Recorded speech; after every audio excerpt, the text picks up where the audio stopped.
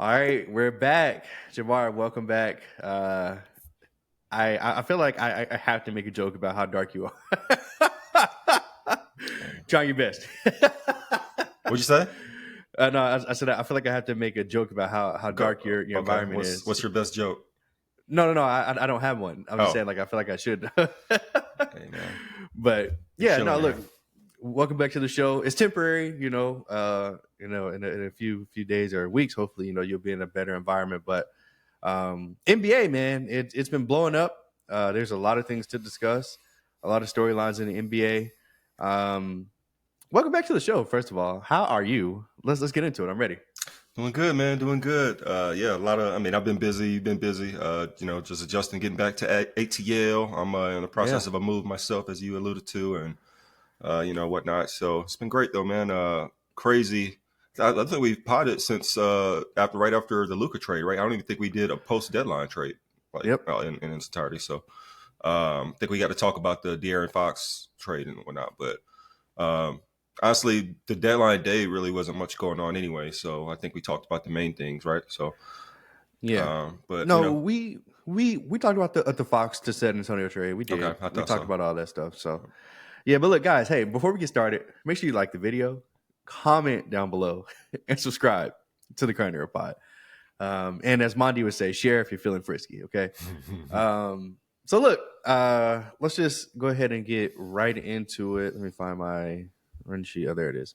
Yeah. So look, one of the main topics of the NBA has been about how, everybody just wants to talk about the Lakers and LeBron, and nobody cares about what the Cleveland Cavaliers and the Oklahoma City Thunder are doing. So I think it's only right that we start off by What? talking about those two teams. Come on. Psych, nigga. No. No, I'm just playing.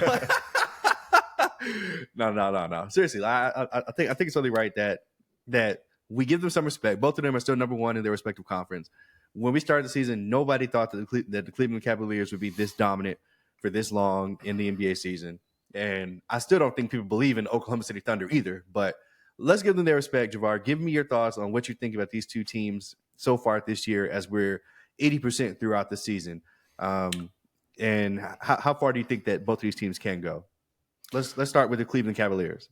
Yeah, the Cavs are, the bigger surprise out of the two to me. I mean, the Thunder were the number one seed last year, right? They've been taking progressive steps up the standings over the last couple of years. But the Cavs, I mean, getting a new coach and just he coming in, Kenny Atkinson coming in and figuring out how to get the two bigs to work together, and their offense just been incredible.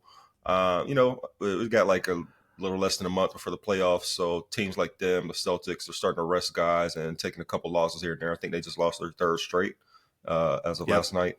We're on a Thursday. But they're way up in the standings. There's no doubt they're going to be number one in the East. For a while, it was looking like they might challenge 70 wins. Get up there, challenge the third best record of all time or something like that. But I don't know if they have. I think it's 15 games or so left. I don't even know if they're on that pace anymore after these losses. But They're not. It's not a big deal. I mean, they don't need that kind of pressure anyway in those kind of talks. Like, they just go ahead. They've had a great season, get in there healthy, and I think they honestly can come out the East. I mean, you believe now. well, if you look at the matchups, how they're playing now, like Mobley now is just taking that next step. I think that's just the key. You've been on him for years. Yeah, and I kind of fell off. I thought I was kind of damn near about to give up after last year. I was like, man, he's just not. He just kind of looks like he's content being a good player, but not a great player. And he's taking the steps, and now he's showing things offensively, taking guys off the dribble. He's not their go-to guy, but if Mitchell and Garland aren't making shots, I don't know. Is Mobley their second? I think he is kind of their second guy at this point, right? I would say it's still Garland, but I think that they look for Mobley a fair amount. Yeah, for sure. So he gets his looks, he gets his ISOs, he gets plays ran for him, and he's converting them. So now in the playoffs last year, him and Allen kind of disappeared the last couple of years, really. So is he ready to step into his big boy pants and show it in the playoffs? I'll be itching to see it. Donovan Mitchell is going to give a good effort. So Good thing for them is that the first round is pretty much a bye. I mean, that play-in is just a disaster. We're going to talk about that Yeah. later, I think. But so, they get through that. The second round looking like, what are we looking like?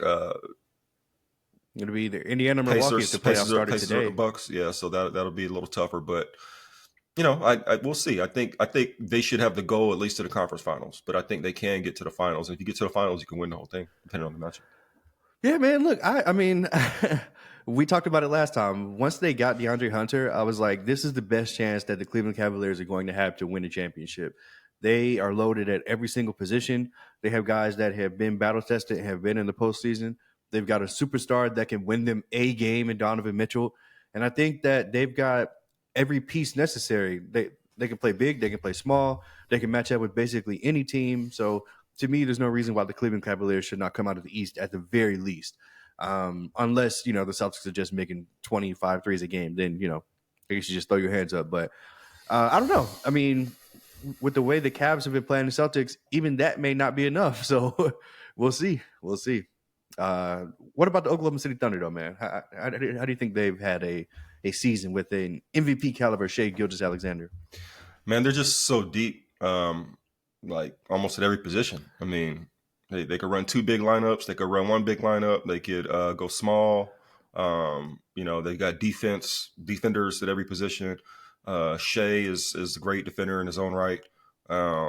So I mean, they're compelling for sure. I mean, to us, it's just when the lights get bright and you're in, instead of just being in Oklahoma at home and getting, which there'll be pressure there too, but when you're on the road in a packed arena, or when the game's actually tight instead of them just because they have like a crazy point differential, like throughout the season, they've just been skunking teams.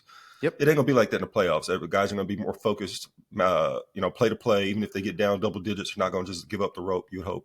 So how do the Thunder respond when on nights when the shots aren't falling, or if the booty holes get tight, start getting a little pressure? Like, how do they actually react for real? Like, because they haven't really. I mean, even Shai, as great as he's been, he's had quite a bit of stinkers in his playoff career already. So it's not always a guarantee he'll show up, or he has shown up. They're dominated when his team has struggled, and that's all we have really. That's the hope for people. The case against the Thunder because they have been amazing all season. I give them credit. Yeah, man. Look, Oklahoma City is a juggernaut. There are a lot of people that immediately look past them when they're talking about the Western Conference, and I am not one of them. These guys, like you said, are deep at every single position. They have guys, no-name guys that can call up their bench and make 3 or 4 threes in a game. And to me, that is just like devastating at times because you think you're doing okay on Shai. Like maybe you've got Jalen Williams controlled. Maybe Chet Holmgren's in foul trouble, but then you've got Isaiah Joe. He's got 4 threes. Or you've got Cason Wallace, who's got 4 threes. Or you've got Lou Dort, who's got 5 threes. And it's just like, man, like I just can't do anything with these guys. Like they're just gonna make everything. Yeah. And to me, when I watch Oklahoma City, that's kind of like the feeling that I get is like these dudes make everything. So I don't know. They are going to be a tough out. To me, it's going to be Cavs and Oklahoma City in the NBA Finals. But I mean, obviously, I would love for it to be different. I would love for the Lakers to be there. But as presently constructed, I just don't know how we can really beat them in a 7-game series. I mean, look, I'm rooting for us, but Oklahoma City is a problem, bro. They are a problem. And SGA, I mean, I've been one of his biggest haters. He is a foul baiter.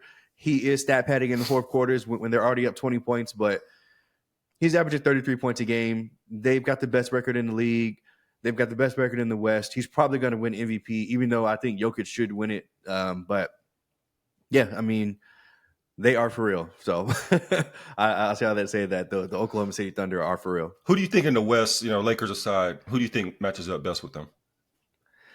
It's really funny because last year when Mavericks, they played Dallas, like last year, I was like, bro, I'm pretty sure I was like one of the only people that saw it. I was like, the Mavericks are going to win this series. Like they have Luka Doncic, who's playing out of his world, but also they have a beast in a Kyrie Irving, and they have guys that are just going to make shots and play their role. And they had Daniel Gafford, who could kind of compete with with what they were trying to do at the rim, and Lively healthy. Whereas I feel like there's really no team like that this year. Like maybe a team that's close, it might be, I don't know, like Houston maybe, or maybe like the Clippers, but Houston's just too young. Like I just don't believe in them. And the Clippers, I mean, I hate to agree with Stephen A, but like, I mean, literally yesterday on First Take, he was just like, I'm looking at my watch and I'm waiting for Kawhi Leonard to get hurt. And that's pretty much how I feel about them, unfortunately. So Harden's gonna hit you with the 3 for 13 when you need it. Yeah, he is unfortunately. But no, I mean, like, and we'll talk about the Clippers a little more later. But like, I actually low-key like their team this year. Like they're not bad to me. They're not bad. But anyway, yeah, Oklahoma City to me is still by far and away the best team in the Western Conference for now. So yeah. So you just hedging your bets, huh? I don't believe hey, you. Man, I don't believe you. You're not convincing me. Let's talk about the Lakers. Because we haven't seen the Lakers match up with OKC yet, like in this iteration. Yeah, though, frankly, I do feel like OKC matches up really well with us. I don't know what we're gonna do with the. Okay, we'll talk about the Lakers. Let's go. But tee it up. Let's get right into it, man. And look, before we talk about the Lakers, there has been a whole bunch of conversation about Austin Reeves. So I do want to play a little game. I want to play a Would you trade for this player right now, Austin Reeves edition? Okay, I have a list of guys I'm going to ask you. Would you trade Austin Reeves for these guys right now? First name up, Bradley Beal. Hell no. Come on. Like we're taking contracts into consideration, right? Or just straight up? No. Just straight up player for player. We're not taking contracts. We're not taking. Well, still no, but yeah, I thought so. Yeah. CJ McCollum. No. I agree. Desmond Bane. For Austin Reeves. I'm glad you're thinking about this. I think they're on the level. I think that could go either way. I'm biased, obviously, but this Desmond Bane's a good player. He is. Mikal Bridges. No. Uh-oh. I don't think so. Yeah, I wouldn't either. I think Reeves is way more dynamic offensively, even though Mikal Bridges may be better defensively. I think Reeves offensively is just better. Zach LaVine. No. I know you would, though, but. Once upon a time, I don't know, man. I am becoming a AR-15 guy now. I don't know. Three more names on the list, by the way. Jalen Green. No. I don't think so either, unfortunately. Even though I love Jalen Green. Derek White from the Boston Celtics. Come on. I mean, look, Derek White's a good player, and it also depends on the context of the team. But I would still take Austin Reeves. Wow. Okay. I would. I would. Because I think Austin Reeves is showing like this man could score 25 a game. Like I legitimately think he could if he was like a first or second option throughout the season. You don't think Derek White can do that? I don't. No, I do not. Okay. Last name on the list, Norman Powell. Austin Reeves and Norman Powell. You know what's crazy?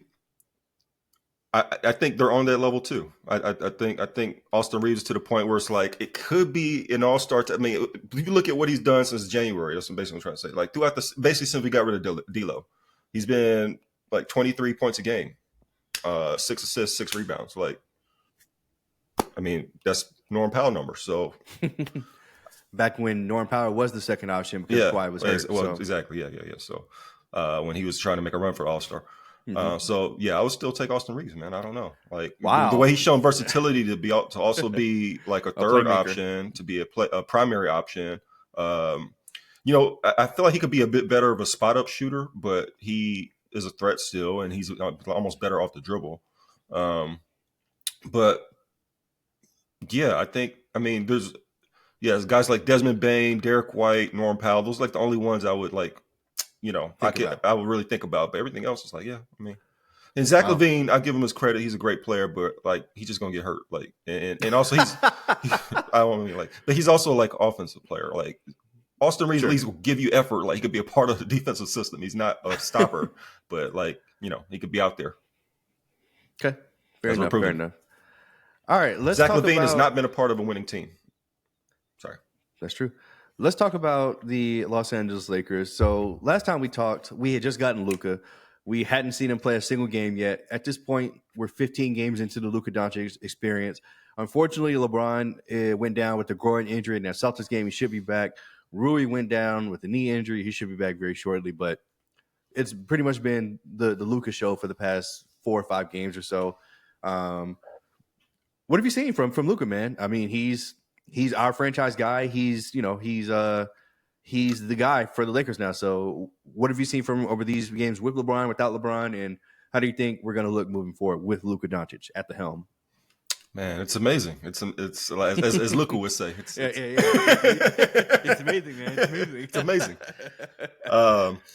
No, man, we got us a dragon, man, and he's not even like fully into form yet. Like, it's crazy. Like, this guy is getting 30 every night, and he's not really shooting it great. Like, he'll get fired, he'll get hot from three, hit his threes, and he just gets to the line. Like, he's not really, he's his in between shots is hit or miss. Like, which we know he can make those, but for some reason they're just not going in right now. He's trying to foul bait a little bit, and sometimes that works for him, sometimes it doesn't. So at the end of the day, his shooting percentages haven't been great, but he's still getting you 30, and he's plus on the board where he's better when he's out there. He's not quite a defensive sieve like people say he's think he is. I don't know. JJ is able to hide him well. I think just kind of telling Luka, look, just give the guy space and just contest the shot. Like, don't let him get past you that easy though. And that seems to be working because only time I feel like it's like he's definitely got like a Celtics like demon like haunting him. Like, he's got to get over that hump with the Celtics, and that's concerning as a Lakers fan, obviously. But on the bright side, that only is really a problem if we see them in the finals, which would make I don't want to just keep losing to the Celtics in the finals, but let's get there first. He completely changed the dynamic for us against the Nuggets. I feel like we'll see how that looks against the Thunder. I mean, the man once he hits a 2 or 3 shots, you just see the fear of God of teams. Like, only like Steph, like, you really see teams run around like crazy with. Like, they just start trapping, they start changing their defenses, and it's almost like a bait and switch. That's what he wants them to do, so he can just start diming like crazy. Guys are just getting so many. Like, we're getting so many open shots, bro. It's crazy. Like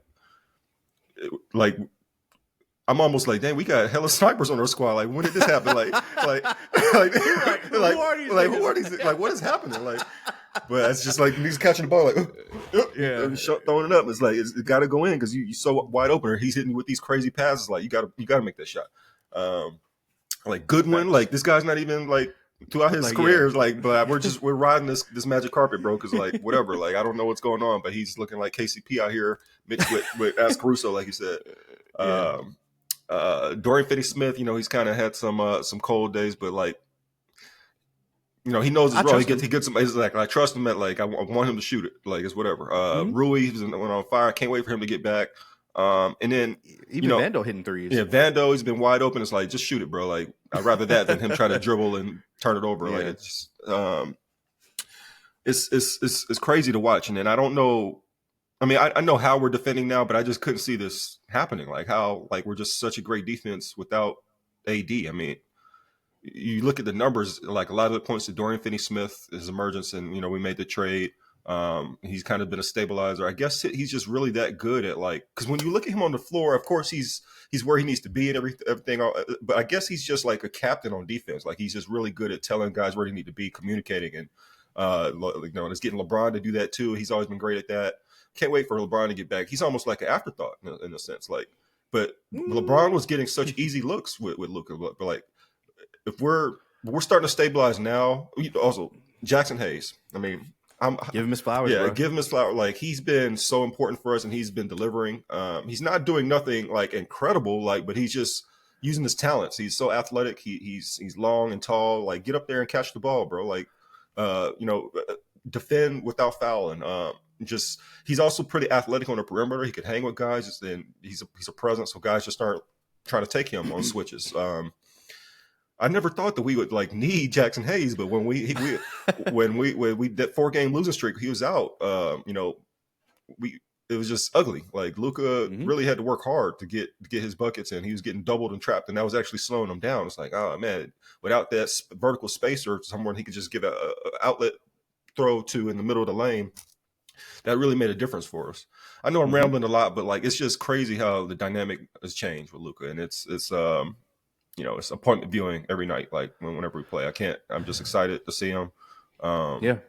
And as far as how far we can go, man, I guess I'll let you talk first before we go there. Like, what have you seen? Yeah. Look, man, I'm glad you brought up that point about the fear of God when Luka makes 2 or 3 shots, because it's so funny to see how teams are like, I don't want to say they're overreacting, but they're panicking. Like they're downright panicking. Like if Luka makes a step back 3, you can see the coach be like, all right, look, nigga. And then he's inevitably gonna come back and do it again. If he makes that second one, time out. Trap. Yeah, I mean, like it's a full-on trap. Get the ball out of his hands, make him a facilitator. And it's just like you said, like that is exactly what Luka wants to do. Like he's like, I will get 20 assists. Like I don't give a damn. And it's funny, man. Like I always talk about, to me, the best way to stop Joker is to let him just score, because mainly he's so dangerous when he's getting his teammates involved, but it's because they're hitting nothing but threes. Like they're hitting nothing but threes. And Joker's just going to shoot layups or jump hook you to death, which is like, whatever. Give up the 2 points. But with Luka, it's like the exact opposite. Yeah, I was going to say, you cannot let him go 1-on-1 and just score on you. Because he will completely destroy. He's beating teams like that, like the Suns. Yes. He has sent niggas home doing that. Yeah. Like you want to play Luka 1-on-1? Okay, stupid. Thank you. You just can't do it, bro. Like this dude's absolutely incredible. I will say the one thing that I do not love is that I feel like he settles a little too much for threes. Like he's shooting like 10 threes a game. And I think that his in-between game needs to come more. But I mean, we're winning basketball games, man. I mean, at the end of the day, we're in the number 3 seed. We're a damn game behind the 2 seed at this point. But yeah, I mean, so he's amazing. You don't. So why do you say that? Is it because you think that's dragging his percentages down? No. It has literally nothing to do with percentages. I don't give a damn about his percentages. I'm concerned with him getting us a good shot every single time. And sometimes it feels like he jacks threes just because he knows he's just so great at the 3 and he's trying to shoot over 2 or 3 people, kind of like how Kobe used to do. And it's just like, wait a minute, bro. Like either somebody's open or they're daring you to drive. Like they're in your space so much that you can blow by them, or you can go by them and draw a foul or something. And he's just settling for a 3. He like to hit those difficult shots and make you just shake your head and give up. Like, yeah, he's trying to demoralize take your soul away. Yeah, which that's what he does, and then especially So, I mean, look, I've got my only complaints with Luka is when he just throws up crap and doesn't get the fouls, and he just pissed off and complains to the refs. Yeah, doesn't run back. And it's like, look, man, like we only down. I mean, we only up 10, or we're down 5. Like, come on, but. Yeah. That's just a part of the Luka experience, I guess. So, wait, hold on, real quick, before we move on, what have you seen with him and LeBron? Because to me, it's been immediate and it's been special so far. So, what have you seen between him and LeBron so far on the court together? Well, going back to Luka's dynamic, like once he's got the teams trapping him, and it exposes the weak side, the 4-on-3s. I mean, LeBron is just going to be devastating. He has been devastating. It was crazy. LeBron's such a great shooter now, is that like he's also a spacing threat out there. It's crazy. Like he could post. He could just be in the corner and be a spacer. He could be the pick and roll man and be a devastating, which they haven't really done a lot of that, honestly. I guess they're saving that to when they need it, but because that should be easy as well. Luka LeBron, he's so smart to know when to run ahead or just to already be leaking out, and Luka hits him with that almost every time. Like that's the easy 6 to 8 points for LeBron. he's getting such easy points. Like he can play another 4 years if he can stay healthy. Like I don't know. Like he might, he might decline athletics, but like I mean, if Luka's just gonna keep finding them easy buckets, bro, like I would still pay this man to still run out here and be like James Worthy, you know, like he doesn't have to be, just running and dunking. Yeah, basically, that's what I'm saying. Like he can just run out there and be a Mario on us. Like he's kind of transitioning to a stretch four out here. What's going on? Like, look, man, I think the best case I can make for what LeBron and Luka could be is that Denver game that we played where everybody was healthy, everybody was on the floor, and it was in the final minutes of the game where the Nuggets were trapping Luka on the ball, and LeBron just waited. Like he waited on the weak side, drove in, this got an easy dunk. It was just like, what are y'all gonna do? Like y'all can't do anything. Like, and then again, how smart he is defensively, how he's applying himself now. Like, yep. Man, I can't wait till he comes back. Like, I'm glad that he's not. It's almost like he looked at the schedule and said, saw all them back to backs, this hard stretch is like, you know what, my groin hurts. Yeah, like I'm not going to risk it. Let me just go ahead and sit this one out. You might be right. Because he doesn't. Like, I'm not going to say he doesn't look hurt, but like I'm just glad that it's not like how the first time he hurt his groin with us and he was out for like 2 months or whatever. Like, just hope that he could get back healthy and get back, effective. Being himself. Can't wait for it though. Yeah. Hopefully he needs to make it back so he could get All NBA too, right? So he's got like 7 games he needs to play. Yes, and I think we have 13 left in the season. So, how far do you think this LA Lakers team can go? We do have some very important games coming up. We have 2 against Houston, which we really need for seeding. I think we have 1 against Oklahoma City as well. 2 against Oklahoma City. Yeah. So give me your thoughts, man. How far do you think we can go? Yeah, firstly, let me just say the schedule is really tough still. We're just getting through the hardest stretch, I believe, after tonight's game against the Bucks. We finally, we still have several more back-to-backs, but it's not as ridiculous as it's been. We had just 6 straight back-to-backs. Sorry, 3 straight back-to-backs. So I think for the Lakers, though, I mean, we talked about the importance of Jackson Hayes because when he was not on the floor, when he was out for that week, it was just abysmal. I mean, we got Trey Jameson. He's okay, 2-way player. He's not okay. He's kind of garbage, but like he fits the role that we need. It's just being a bruiser and, just rebound, set screens and just, stay out the way. Koloko, we'll talk about it. He's not the answer. So what are we going to do? Alex Len, I mean, come on, we lose literally every game this guy plays. Like even like he's just a curse. Like, need to get rid of him ASAP.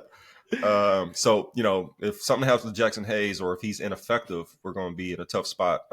Rui we miss him for being like our small ball 5 with LeBron, but how far can we go with that? So I don't know. I'm kind of, again, when it comes to like OKC, I know you talk about the Houston Rockets, but I think their effective size is not all that great. I don't think they really want to play Steven Adams, especially with Luka on the floor. And I don't know if they have to. Well, you think Sengun is like going to be that devastating? Yes, I do. Against the Jackson Hayes, yeah, I think so. Yeah, man, I think we're just going to swarm him and make him either take tough shots or pass the rock. See how good his playmaking is. But his playmaking's pretty damn good. He's had 7 triple doubles this year. Okay, well, he's on your fantasy team. So you about to say, man, you love the guy. You love the guy. But look, go ahead. Sorry, go ahead. No, I was gonna say, teams with size could maybe expose us and make it difficult. But I just trust in our talent, our superstars, our big 3. Yes, I said it. And depending on the matchups, I think we can win the whole thing, man. But like, I don't think we're favorites. So I love that we actually have status. We have like a shot. Man, it's just sad, man. I really loved AD, man, but like Luka is just a different level, bro. Like. He's just better, and we're not. Crazy. We miss LeBron, but we miss LeBron, but we would like it. Also feels very steady without him. Having Luka on the floor, I don't know if I ever felt that way with just AD. Like he'd have a great game or 2, and then it's like, what was that? Like on the third game, or he wouldn't, do nothing in the fourth quarter or whatever the case may be. So I love the guy. I miss him. As far as like just seeing him play. I wish him well, but damn, like we got us one. Yeah, I mean, hey, there's a reason why there's such thing as a number one and a number two. And Luka Well, definitely look, is a number one. So that's why I was ready to blow it up because I just didn't believe AD was number one. Like from what we saw over these last 5 years, he didn't take the bull by the horns. He just didn't. yeah.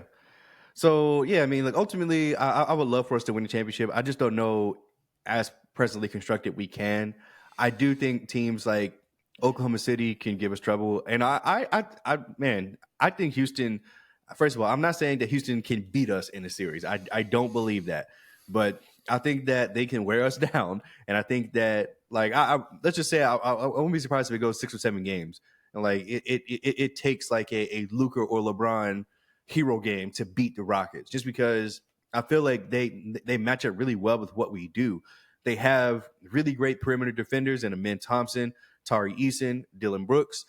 I think they have good vets in Fred VanVleet, Jeff Green, and Dylan Brooks. I think they have a star big man in Alperen Sengun, somebody that we cannot guard. But I can already see what our game plan is going to be. We're going to try to double Sengun. We're going to make Amen Thompson hit threes, but he doesn't have to do that because he's so good and athletic now that he can just drive by and just dunk on us. So I don't know. I mean, but look, it is the playoffs. The Houston Rockets have never been there before. I mean, at least this iteration of the team. Their best players are fucking 22 years old. Jalen Green, Ben Thompson, Sengun. Well, he's older, but like So you say, excuse me, you think Jalen Green's their best player? he's one of their best players for sure. Yeah, Jalen Green, Ben Thompson, Sengun. Like that's their young core. Mm-hmm. And I don't think that they're going to win anything this year. I don't think that they're going to win a playoff series, but this team can absolutely cause some havoc for whoever they face in the first round. So that's all. I'm a little surprised Ime doesn't get more Coach of the Year love. He should. He's got these guys playing really hard. They didn't even make the playoffs last year or anything, and all of a sudden they're top 2, top 3 seed, and everybody's just like, yeah, they're loaded, but it's like they were loaded last year. Yeah, nobody respects them. But I mean, they're. It seems like everybody got better. Like Amen Thompson got better, Sengun got better, Jalen Green got better, and then Fred VanVleet being there, it helps. But yeah. Everybody joked on. It was just this past offseason, right? Where they signed VanVleet and Dylan Brooks. Was that last year? It was 2 years ago. 2 years ago. Okay. But yeah, man. I'm not buying it. I'm not buying it. I'm sorry. You got, the playoffs history is shown. Like once the lights get brighter, you gotta, there's a little bit of an adjustment. We'll see who's got it or who doesn't. But very true. Are they gonna beat the Timberwolves or the Warriors in the first round? I may pick them against the Timberwolves, but against the Warriors, I'm not picking them. No.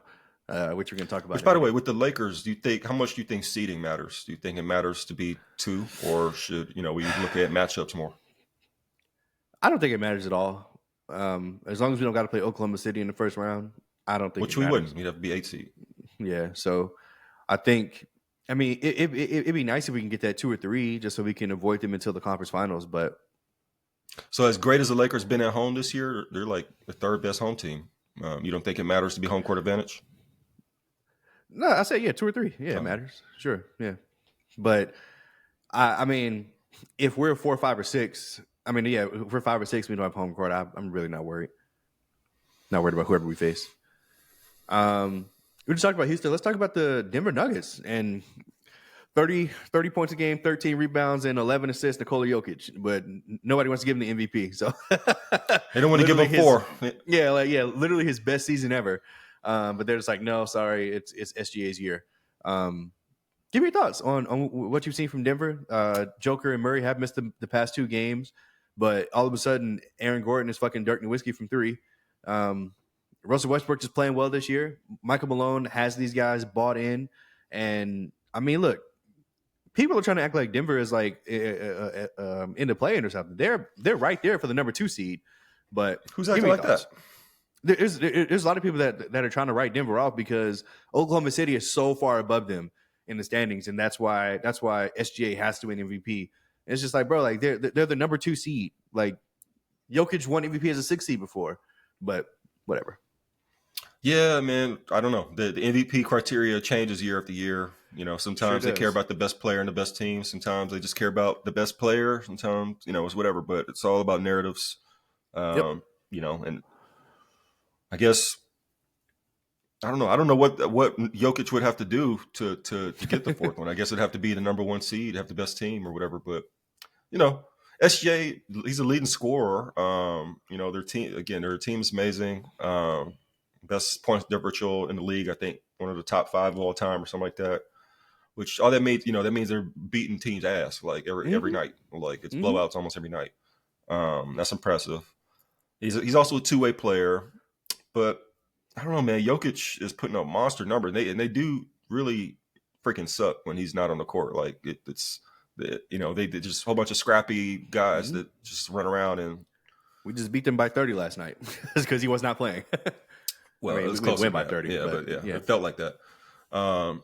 And yeah, I think I saw a stat where they're like a 17-win team, without him on the court, and a 65-win team with him on the court. So as far as like on-off numbers or whatever. Mm-hmm. So I don't know, man. I think it should be a little closer than what people think, but I agree. I'm not cheering for any of these teams, so it's not really whatever. Yeah. The narrative is SGA is running away with the MVP, and I honestly hate that narrative. But like you said, I'm a Lakers fan, so like, do I really care? Actually, I do because I think Joker should win it, but whatever. As far as the Nuggets, I still think they can be schemed against, though. I just think their team is not. It's just flawed. You kind of depend on Jamal Murray to really shine like every night for them to look great. I mean, Jokic, you know what you're gonna get. Gordon's having a great year. Michael Porter Jr.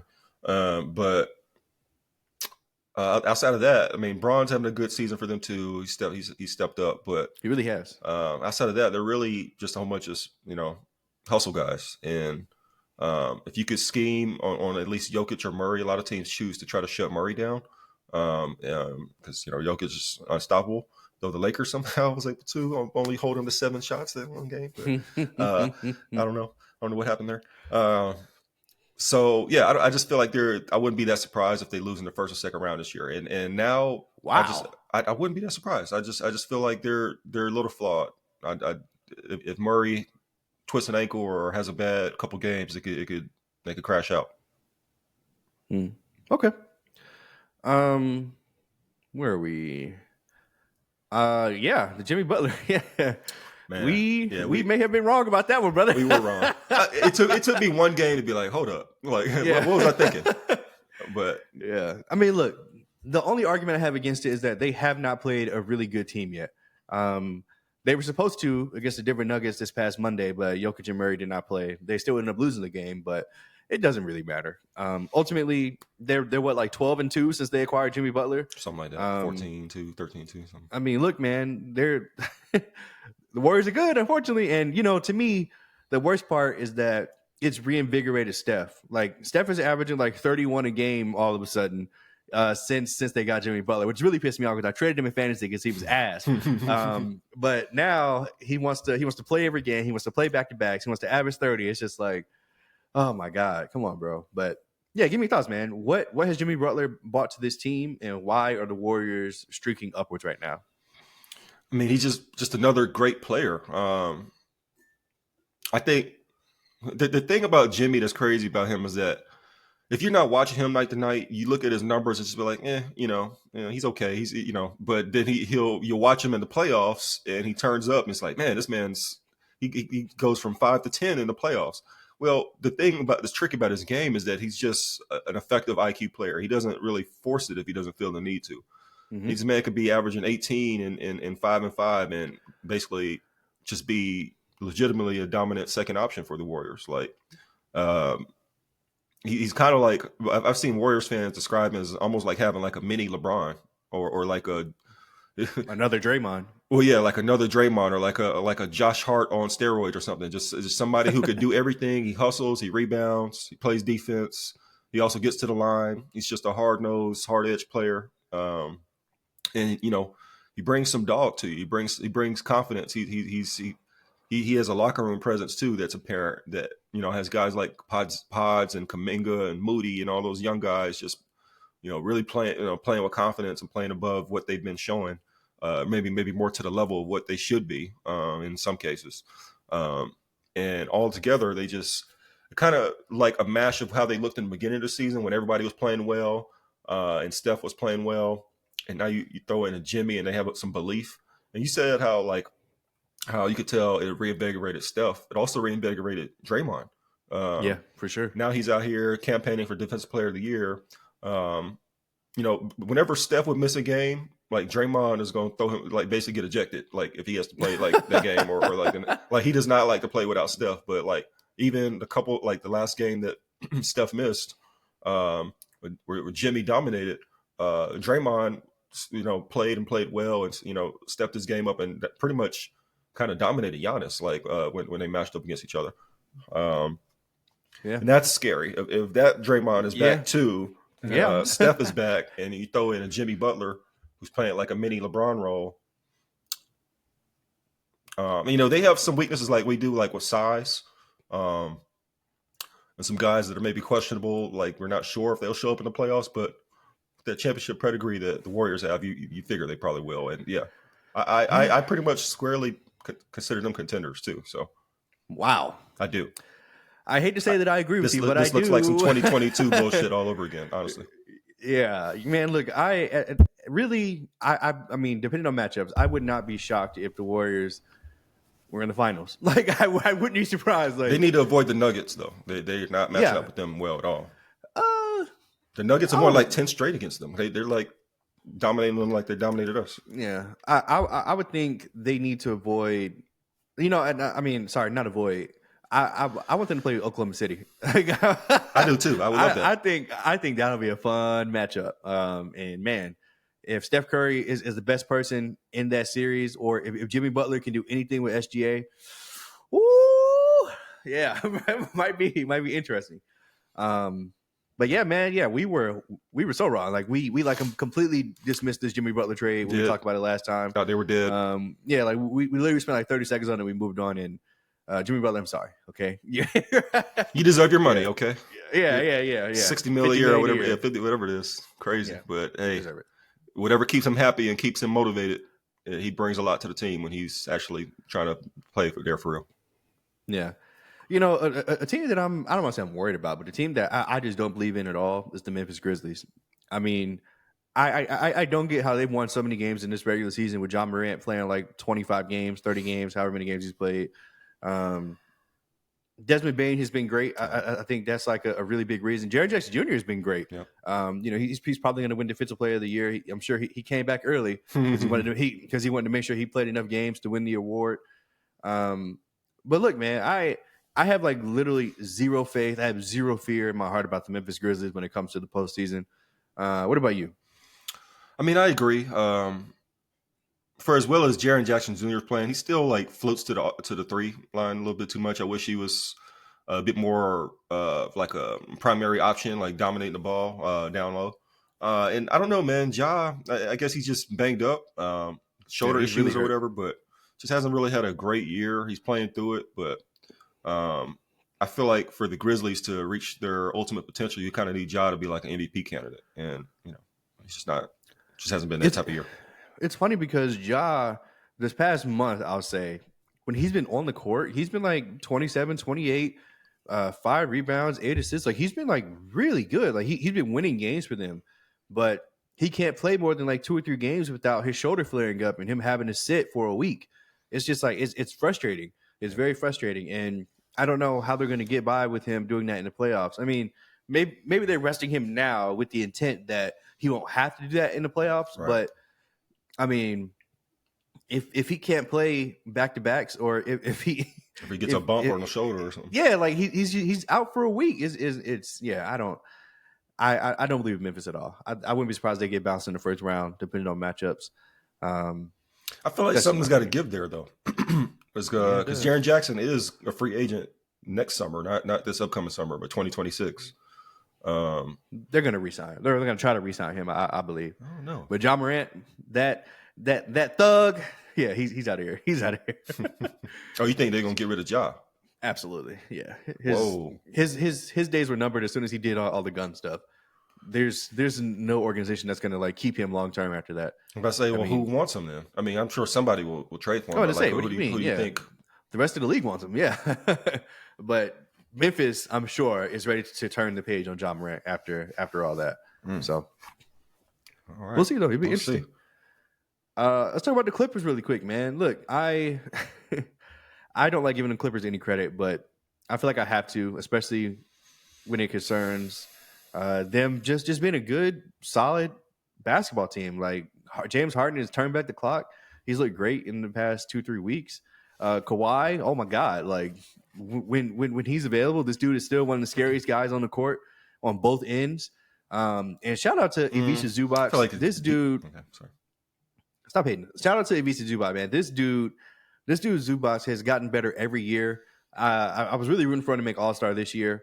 But yeah, like I think the Clippers. I mean, look, can they win a championship? No, but I think that whoever they play in the first or second round is going to be afraid of Kawhi if he's healthy, which history shows he won't be, but maybe he will be. So let's assume that the Clippers are going to be fully healthy. Let's assume. Do you think the Clippers can win a series, go to the conference finals? How far do you think the Clippers can go if they're actually healthy? So it's crazy. They're not really far off from getting that 6 seed. It's them. They're right there. Warriors and, of course, obviously Warriors and Grizzlies, Wolves right there. It's like a 3-way tie, basically. Every team's like a half game or a game within each other. So it's kind of tough to say how that will shake out, because if they end up securing their, like, I think the Clippers should not. I mean, obviously, no team wants any part of the play-in, but like that can get really dangerous for them. Like if James Harden has one of those stinkers, like so they just need to get out of the play-in. I think they could mess around and get clipped if they're in the play-in. So and then mess around and end up the 8 seed going against OKC, and they're stuck. So it's just hard to say where they're at. I don't really believe in them. Like you kind of alluded to earlier. Like Kawhi, unfortunately, like he can't get through a playoffs healthy. The last several years. Yep. I just wonder what is the. I mean, I tell you what, they were smart, of course, just letting Paul George go. I mean, that was. I mean, do what you got to do, like whatever. But I just wonder what is the end game for them ultimately. Like, what are they going to be doing? Because, like, I don't feel like they're going to win a championship in this Kawhi era. So, what's the point? We went to this new arena where it's to be halfway full. Anyway, like that's a tangent, but. Okay. I don't know. I don't see it with the Clippers, so it's interesting that you are high on them. Okay. They got some players, though. Sorry. Yeah, a team that I don't see it on is the Minnesota Timberwolves. I mean, look, I think they lost 3 in a row now, but before that, they won 8 in a row. Julius Randle had finally come back from his injury. Anthony Edwards had been playing great, but man, I first of all, I've never been more wrong about a trade. I remember in the beginning of the season, I was really trying to hype it up. I was like, man, like I think they're gonna make it work. Like Randall, Ant-Man, Gobert, like I get it. Like it makes sense to me. And like, boy, was I wrong. This team is just they're floundering. I mean, I don't know. Even if we play them in the first round as a 6 seed and we're the 3 seed, Lakers in 5. I mean, like I don't. I mean, I'm not afraid of this team at all. Like at all. Like I low key, I have no respect for them. Like I kind of just feel like Anthony Edwards got to get 40 for them to really. Even that's not going to save them from me. Just to get a W. Yeah, I don't know. The Lakers, sorry. Randall's came back and played better, but they kind of missed him when he was hurt. But yeah, I mean, I generally agree, man. I don't know, like I don't really see anything great about this team. So I mean, yeah. Let's move on. What a fumble! Like, I knew they needed to trade Cat, and I think I was like trying to rationalize it at the time too. But man, for Randall, like what? Yeah. We'll talk about that in the offseason, but I think they're just gonna let him walk, and then what? Then what? Like, I won't be surprised if Anthony Edwards is on the Lakers in 3 years. He's going to the Hawks. Let's talk about the Phoenix Suns, man. To me, this is the most disappointing team of the year. I know a lot of people want it to be the Philadelphia 76ers, but to me, the reality is – no, seriously, like the reality is about the Sixers, they're just hurt. Like I mean, you can be disappointed that they're hurt, but that's the reality. Like ever since Joel Embiid came in in November because he couldn't play training camp, yeah. Yeah, we all saw like, oh my God, this dude's barely moving. He's hurt. Paul George got hurt in the preseason and he just couldn't stay unhurt. It's very unfortunate, but that's just what it is. With the Suns, these niggas have been relatively healthy aside from Bradley Beal all season. Like KD missed a little time in the beginning of the year, but he's going to close out on playing like 50 games. Devin Booker's been there all year. They've had a center. They've had playmakers this year, and they suck. Like the Dallas Mavericks are literally trying to gift them the 10 seed, and they like the Suns are just like no, getting passed up by the Blazers, right? Yeah, like no.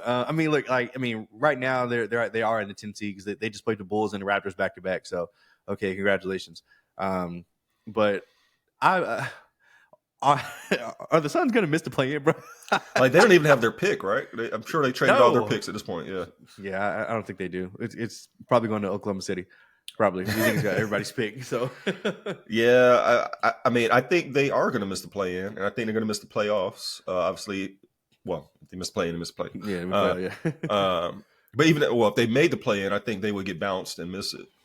They just look like they don't want to do this anymore. Like they just can't wait until the offseason. Like it's crazy. Like what's funny about this team? Kevin Durant went on record stating that he didn't want to get traded at the deadline because he wanted to finish this. Like he was like, look, we started something here in Phoenix. I want to see what we can do.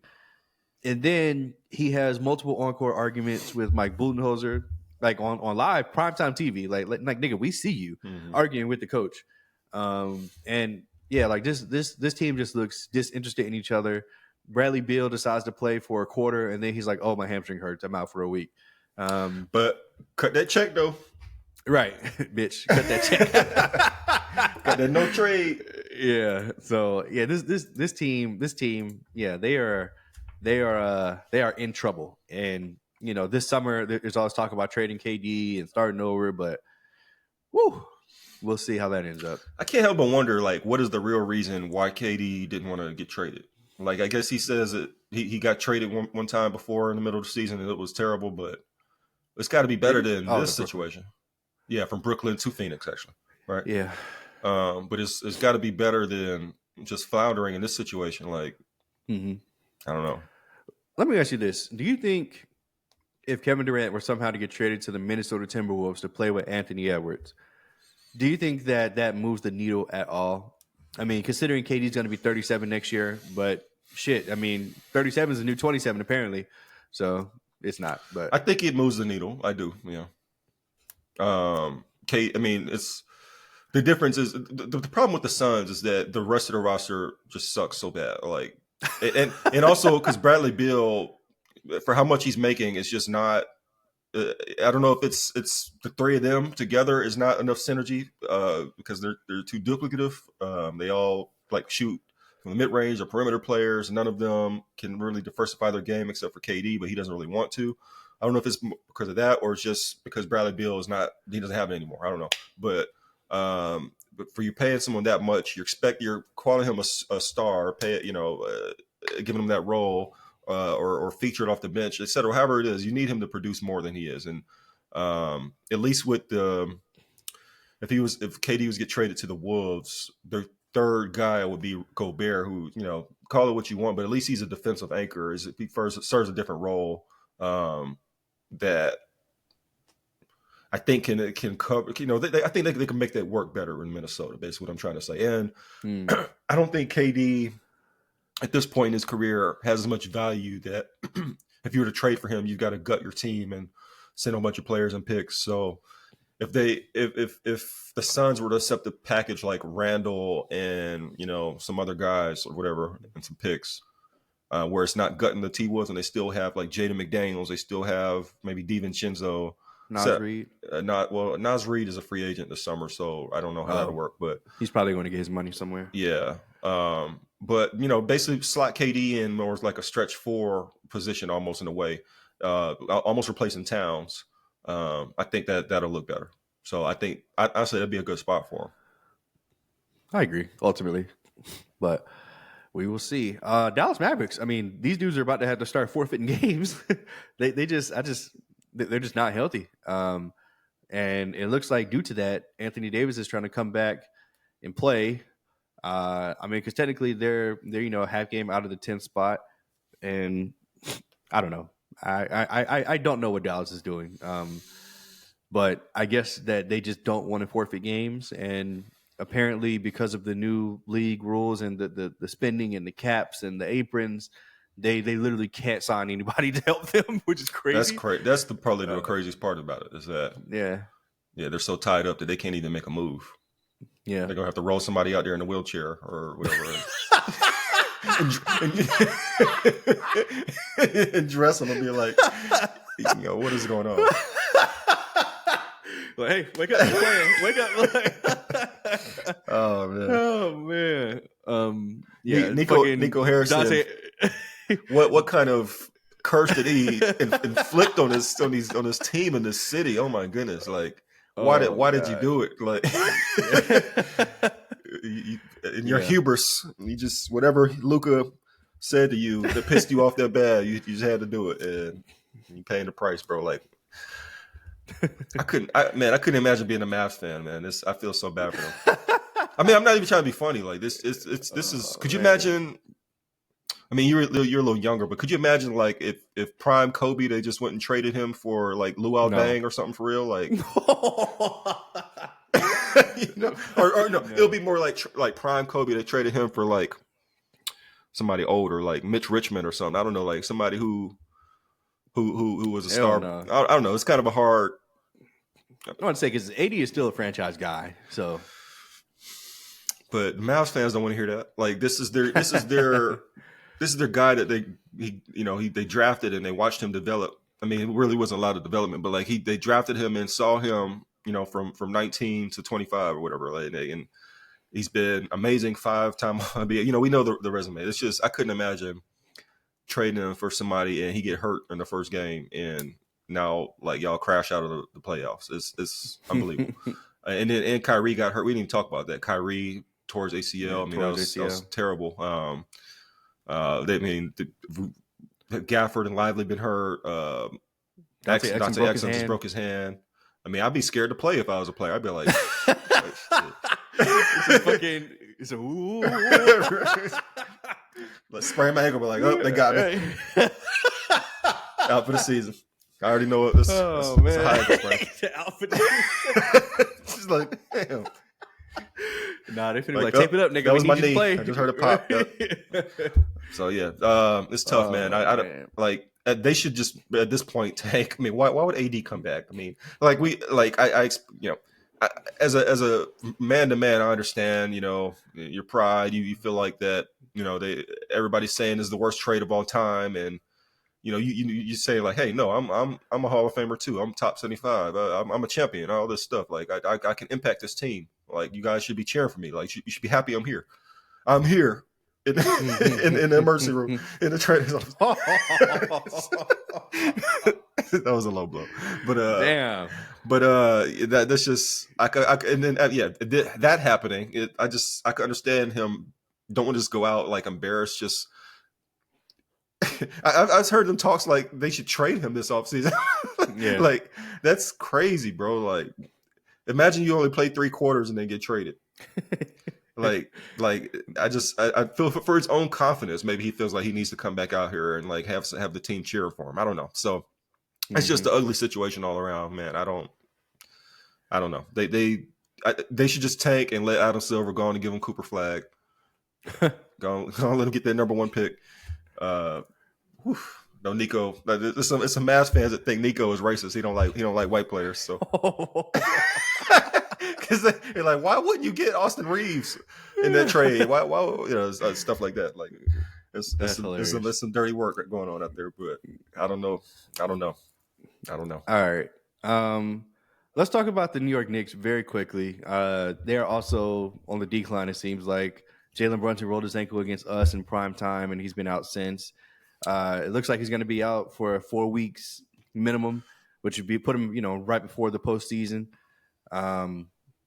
I don't know, man. This Knicks team, I mean, obviously they've literally never beaten a team above them in the standings this year, which is crazy. Like they are 0 and whatever against the Cavs, against the Thunder, and against Celtics, the Celtics and the Lakers. And the Lakers, yeah, that's concerning. That's pretty concerning, but I don't know. I mean, I still feel like in the postseason, when there's time to lock in, if everything is equal and everybody's healthy, I still have some level of fear with this New York Knicks team, and I wouldn't be surprised if they knocked off a Celtics or Cavs. I just wouldn't be. I really wouldn't be that shocked. I could see the Cavs getting upset. Didn't they beat them last year? Yeah, they did. So I could see it. The thing with the Brunson injury, I mean, the Knicks are pretty much entrenched where they are. Like they're not going to fall below the 3rd seed. So really, it's just about, this is almost like forced rest. I mean, Tibbs going to run these guys out here 40 minutes a game. Like, let Brunson relax and get his rest, and then come back right before the playoffs and get a rhythm. You'd assume. But I mean, it's just, I don't know. I guess the Knicks fans really thought that they could be contenders, and before, when they made the Cat move and the Mikal move out, I understand it. I mean, their starting 5 is loaded. I was excited for them too. I thought that maybe they could be the top 2 seed in the East or whatever, which the 3. So, but it's just something about Cat. Like he's just not imposing inside. Their defense is getting a little better, but for a lot of the season they were like bottom 5 in defense, and that's crazy for a Tibbs team. And I don't know, man. I just, for what they gave up for Mikal Bridges, I just know they wish that they could be getting more production. They gave up 4 or 5 picks for him. 5 picks. Oof. How many did we give up for Luka? Just 1, right? No, I'm playing with AD attached, but yeah. Max Christie, yeah. It's just, I think that Mikal trade kind of has them in a corner, because now they don't have any more assets to get better, and this is kind of who they are. Maybe they could try to swing for KD, but I don't know. Like, with this team right now, as you said before, they haven't beaten anybody above them. So how is that going to work in the playoffs? And then how do they get better? I know the Knicks fans are kind of just like crestfallen, I think, when it comes to the scene, because it's like they're good, but they're not really contenders. So, right? How excited can you be? Right. Yeah. Yeah. I mean, I don't know. I think I'm just kind of relying on the fact that in the postseason they're going to play basically the whole game anyway. There's going to be rest days in between, and Jalen Brunson, man, he's amazing. He's one of the most clutch guys we have in the league. His like last 5-minute points are like insane. But they rely on him too much, bro. It's just all Brunson and nothing. Brunson ball, and really him shooting. Like, who else is going to step up for him when it's going to get tough? Cat disappears in fourth quarters. That's kind of been his MO. So, at least with the T-Wolves. Yeah, we'll have to see. The Milwaukee Bucks, we want to play them in a few hours, but they are steadily declining. I guess they really miss Bobby Portis. But I am really looking at Kyle Kuzma a little sideways. He really hasn't given them anything since they acquired him in the trade deadline. He's been low key an afterthought. I mean, and Giannis is still doing his thing. Dame has been okay to good, but for some reason, I just thought that this 2-man thing would work a lot better, and it just hasn't. Is it really Doc Rivers? Like, is Doc Rivers just that bad that he just can't get Giannis and Dame to work together? Like, I don't know what's going on with this Bucks team. No, I think it's also just showing the value of Middleton. When he was consistently giving them 20, 22. I mean, they just kind of being a threat, playmaking threat. Even though they just missed that. Drew Holiday. I mean, Drew Holiday, man. They just don't seem. They just look old and don't seem connected. Like, they just, when I watch the Bucks, it's just kind of Giannis or nothing really. Like, even Dame, he's okay, but he's not getting off like I thought he would too. I thought he would. Maybe he's getting old, but I thought that he would be lifted more playing with Giannis. And if anything, he's kind of just, been a guy. Yeah, I think he made the All-Star team this year, right? But it just hasn't been like Dame time. It just hasn't been. But hell, he's 35, 36, right? I mean, so I think he's 34, maybe. But yeah, I mean, look, I say out there to say I don't expect the Bucks to do much this offseason. I'm sorry, this postseason. And this offseason is going to get interesting. Yeah, I'm say Giannis ain't getting no younger now. He's 31 too, right? He's 30. 30, okay. And there's been more rumblings over the last couple of years that hey, he's now open to leaving. Like the Bucks kind of look around the Bucks and it look like they stuck. They old. Talk about a young team, man. The Pacers and the Pistons. Shout out to the Detroit Pistons. Shout out to JV Bickerstaff. Shout out to Cade Cunningham. Shout out to Malik Beasley, you bitch. And shout out to just the Pistons for playing hard and for competing every single night. They're really fun to watch, which is hilarious because they lost 27 games in a row, league record last year. And this year they're about to be in the 4th seed, home court advantage in the postseason. So shout out to the Pistons. I would love to face them in the playoffs. I feel like that's 4-0. But shout out to them. But I feel like they're gonna pop champagne just to make the play. I mean, they set the record. They like lost 20 something straight last year or something like. Yeah, that's what I just said. Yeah, they literally lost a league record 27 games last year. Sorry. Yeah. So yeah, to have this kind of turnaround is crazy. So I think they're just gonna be happy to have a winning record, make the playoffs. It's insane. You're probably right. And yeah, like the Pacers. Yeah. I was gonna say that. Yeah, and the Pacers, they're playing really well too. I think they're probably more likely to end up with that 4th seed, which is crazy how the Bucks just sliding down. But they've got a lot of guys in the Pacers. Yeah, they do. I still don't really that can like barrage you with like scoring. Yeah, I still kind of look at like Halliburton a little sideways. He's gotten better in the second half of the season, but I'm not really sure if they have him number 1. So. Yeah, I think that's fair. You alluded to it earlier, but the play-in and the Eastern Conference is just nasty. The Hawks, the Magic, the Bulls, and the Heat. And for some reason, once Paolo and Franz came back, the Magic just can't get it together. Like they were better. Yeah, and you know what? Jalen Suggs too. He's playing really well for them this year. But he's been hurt, isn't he? Yeah, he's been hurt for like 3 months. Like I think the nigga. I think he's just like that glue guy. Like they just with that because they were winning without Paolo when Franz was balling, and then once Paolo got hurt, once Franz got hurt, they were still winning a little bit, and then Suggs got hurt. So it just seems more like Suggs is just kind of that bellwether for them. But that is crazy. He's that important. I mean, like they've fallen off a cliff. They went from like the 4th seed, third or 4th seed. They were way up there in the playoffs. In the standings. They just slid all the way down to like, damn, are y'all tanking? What the hell's going on?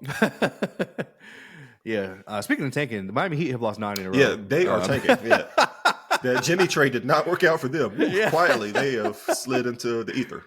Yeah, they are funny. 9 in a row. I mean, that's crazy. You've actually got to try to lose that many games in a row. In the East. Good call. Shouts to the Hawks. The Hawks. They are trying, despite all these injuries.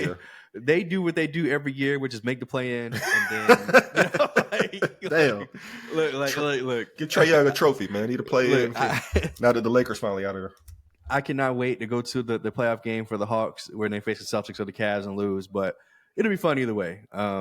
Speaking of somebody that's been barraged with injuries, it's been the Hawks. I have no idea what they're going to do with Trae Young this offseason. But yeah. And the Bulls, who gives a damn about the Bulls? I mean, I thought they were going to be tanking harder. They traded everybody and got their pick back. I was like, okay, y'all must be ready to tank, but they're kind of competing too. Like they want to make it into the play-in. So, but yeah, the Heat, they're out of those 4 teams. The tank race is so crowded, bro, that like this bottom of the East is just kind of indicative of that. Like these teams are trying, but they just like the Sixers are finally getting in where they want to be. Like they've been trying to tank for a few weeks. But it's just it's crazy. Let me just say this one thing before we go. The Utah Jazz, y'all need to be investigated by the NBA. They have continuously not played Lauri Markkanen. They will play Walker Kessler. Any kind of injury they just come up with for this guy. It's crazy. They will play Walker Kessler for 10 minutes and then sit him for the rest of the game. the Utah Jazz need to be fine. That's all. Screw them. But anyway, Javar, great pod, man. We got a lot to discuss. We'll be back. We'll be doing these more regularly once the playoffs start. But thank you, man. Don't forget to like the video. Yes, sir. Comment down below and subscribe to the Current Era Pod. It's going to be an exciting playoffs, man. Can't wait. It really is. Lakers in 5. All right. Thanks.